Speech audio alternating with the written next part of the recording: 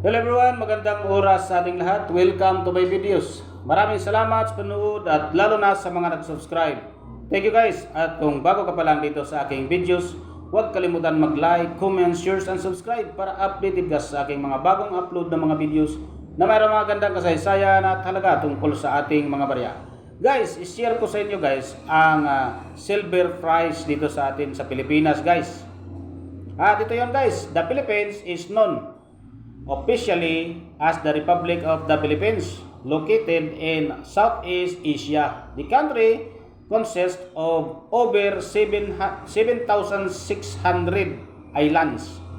The capital of the Philippines is Manila, and the country's most populous city is Quezon City.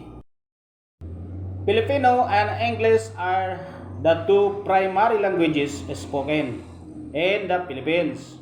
Although there are also numerous recognized regional languages spoken as well. The government of the Philippines consists of a unitary presidential constitutional republic. The Philippines covers some 120,000 square miles of land and has a population of roughly 100 million. The country declared its independence from Spain in 1898. The official currency of the Philippines is Philippine peso. The peso can be subdivided into 100 smaller units of currency called centimos. The Philippines is a former US colony and is used to use English on its coins and banknotes. The currency featured the word peso on both coins and banknotes until 1967. Since the country's coins and banknotes now use the Filipino languages, the word peso has been changed to piso. The nation coins and banknotes are minted and printed at a secure central bank location in Quezon City. The country's central bank is known as the Bangko Sentral ng Pilipinas. The central bank was originally established in 1949 but later was re-established under the new Central Bank Act of 1993. The headquarters of the central bank are located in the country's capital city of Manila. The central bank is in charge of issuing and controlling the nation's currency.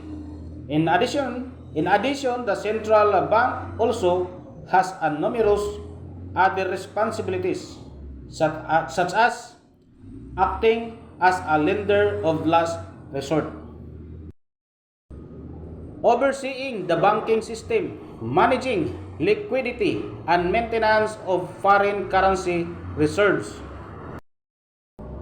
If you are looking to buy silver in the Philippines, you will see the prices quoted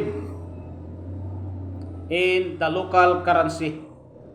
The prices may also be available in other global currencies such as US dollars, euros, Japanese yen, or Great British pound. Silver prices are typically quoted by the ounces, gram, or kilo, and sometimes in other local units of measures. Silver is available in the numerous forms for investment that include bullions, bars, coins, and round bars, and rounds. Typically, after the lowest overall premium and maybe the most cost effective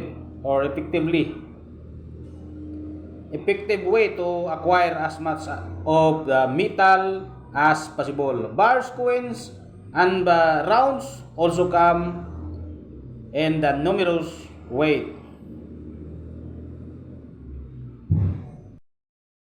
Providing more choices for those on a tight budget, The Manila Mint was a mint formerly located in the capital city of Manila.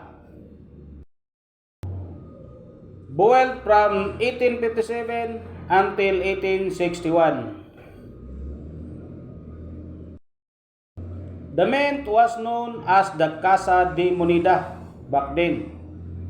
The mint issued gold coinage starting 1861 and added silver coinage to its fraction in 1864. Shortly after the Spanish-American War, the Philippines became a U.S. territory.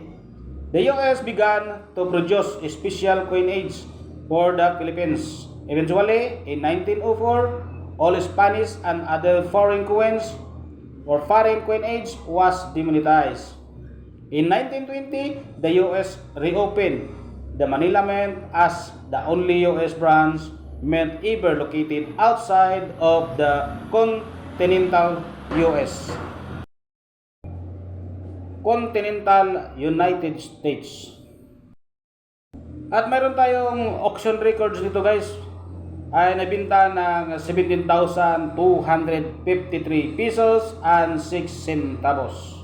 May gradong PR69 sa ating PCGS Grading Company. Yun guys, maraming salamat po guys at God bless ating lahat.